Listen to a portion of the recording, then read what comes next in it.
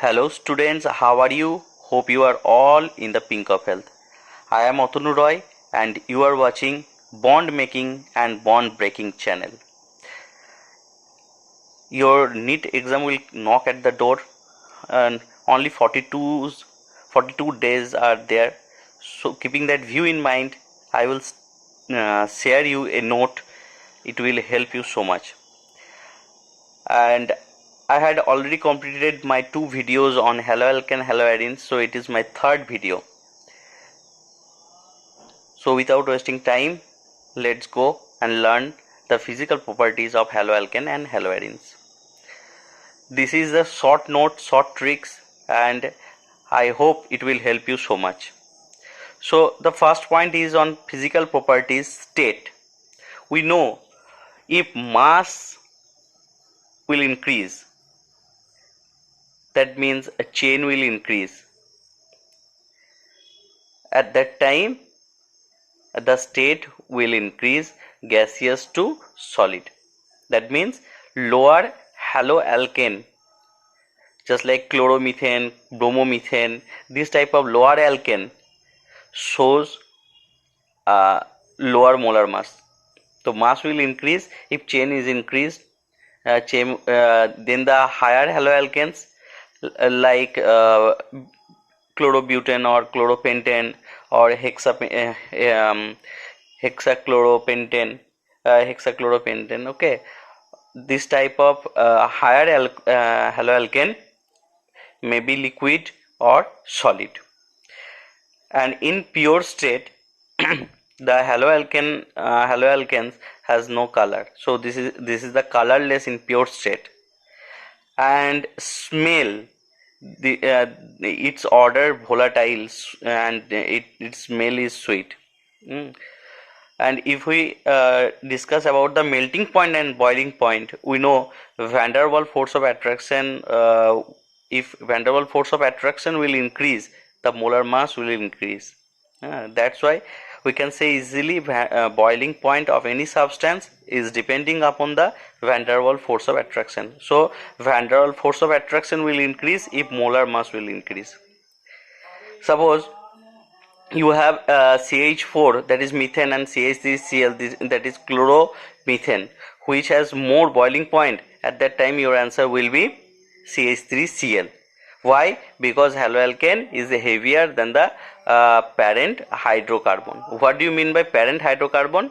You can see the chlorine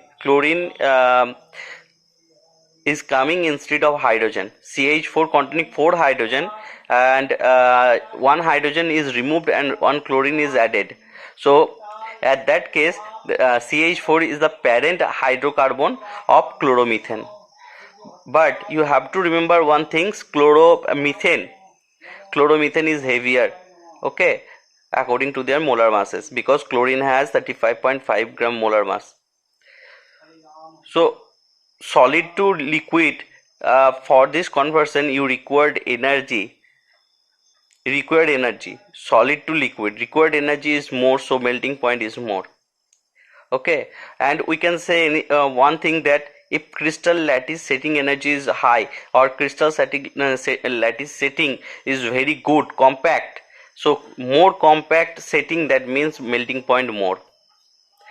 And we can compare the boiling point with the branching, and we know more branches, that means surface area less, and that means boiling point less. So for long chain required more energy, and for branching chain required little energy. That's why more branching, that means less boiling point. If we will discuss about the position, you can see in this on the screen the chlorotoluene or metachlorotoluene or parachlorotoluene is given. So position is ortho, meta and para, okay. Ortho, meta and para. For that case, ortho position for boiling point, ortho position is has more boiling point compared than para and meta. But for melting point, as the symmetrical position of chlorine, or the symmetrical structure, that's why the melting point is more on the para position. So this is the simple important physical properties. Now the next point is solubility. So you can see R and X. On that case, X is electronegative element and R is electropositive element. So we know that polar dissolve polar, but haloalkanes are insoluble in water. That has to this is the main point or key point of this topic. Okay. And for water you can see required energy to add Rx is high because intermolecular bond is strong. Haloalkanes are soluble in non-polar compounds such as benzene, carbon tetrachloride. Okay, so required energy to add Rx is high, so that's why its intermolecular bond is strong. Haloalkanes, so that reason haloalkanes are soluble in non-polar compounds. Okay, now I am talking about the chemical properties. So you can see the nucleophilic substitution reaction. Nucleophilic means affection on nucleus. So nucleophilic is a negative and it has tendency to attack this positive, and that reason this bond is going to break, and that's why X is performing or X role is the leaving group.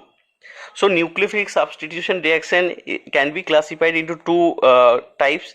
One is SN1 types and another is SN2 types. Okay, so I can give some examples of nucleophile, that is monodentate nucleophile as the OH minus, H minus, OR minus, I minus. Those are the monodentate nucleophile. And ambidentate nucleophile, that a very common example, CN minus, and another one NO2 minus. Okay, why they are ambidentate nucleophile? Because this is the structure of CN minus. You can see nitrogen can donate its lone pair and carbon also can donate its negative charge. So in this way it is performing or its role as an ambidentate ligand or ambidentate. Okay, similarly you can see here there is R and X, and this is nucleophile attack the R, and X leaves from here, so X minus will be here, so or should be here. So R nucleophile, suppose Rx plus NaOH, so OH is a negative, so OH is added with R and X is substituted here, so ROH is your product. For the case of water, similarly ROH is your product. For sodium methoxide, OCH3 is the negative, so ROCH3 will your product. And for ammonia, NH3 can be written in this way, NH2 and H, so NH2 minus H plus NH2 minus, so the product will RNH2. For KCN you can write RCN, for AgCN you can write RNC, and that's all. Okay, similarly Rx, if it react with KNO2, its product will RONO2. In this way you can perform the nucleophilic reaction. SN2 reaction means this is the bimolecular nucleophilic substitution reaction. Okay, for this a optical active haloalkane is required. Okay, what is chiral carbon or what is optically active carbon? Optically active means chiral carbon. Chiral carbon means the four members of carbon should be different. I have taken an example. There is a chiral carbon. Carbon has four bonded. One is with X, another with H, and another two different bulky groups. And nucleophile attack the carbon, and that's why nucleophile bonded with carbon and X. This is the intermediate position, and at the end X leave from here, and nucleophile is added with carbon, so your product will form. So some important points for SN2 reaction: its rate depends upon substrate and nucleophile both. That's why it's bimolecular, and its order will 1 plus 1, that is 2.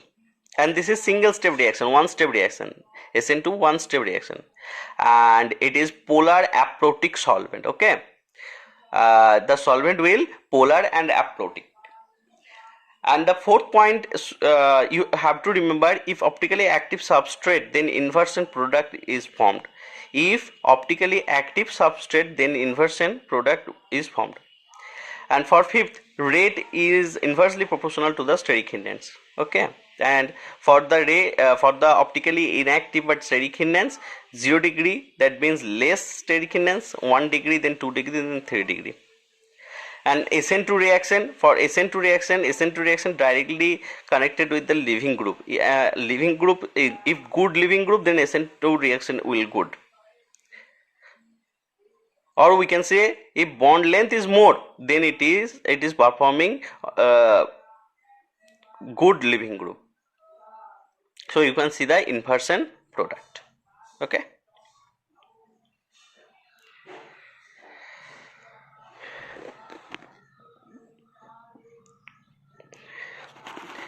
For SN1 SN2 reaction, I have another video, so I give the link in my description box. You may see on SN1 SN2 reaction. So I just remember, I just help you to remember those things. Okay. SN1 reaction, this is the unimolecular unimolecular reaction. Okay. So it has 2 steps, and weak nucleophile cannot attack. And for this reaction you need polar aprotic solvent, and you can see racemic mixture, that means mirror image you can see, or inversion you can see. It leads to formation of equal amount of D plus and L minus. Okay, and D plus L minus forms of the compound, therefore racemic mixture is formed. This process is called the racemization, or you can say in SN1 reaction racemization will form. Okay, and here 2 steps are involved for this reaction. First step, carbocation formation, and second step, nucleophilic attack. A nucleophile can attack maybe the front side attack, or can perform on back side attack. So front side attack and back side attack, these 2 mixtures are called racemic mixture. Okay, so key points are there. 2-step reaction. First step is called the RDS, or rate determined state reaction. This order or molecularity is 1, and its rate depends upon the stability of carbocation. We know 3 degree carbocation is more stable, that's why SN1 reaction is good or will good on 3 degree carbocation. Okay. So for today this is enough, and next video will come soon. Keep studying, keep smiling, and give your best. Be optimistic. Thank you so much.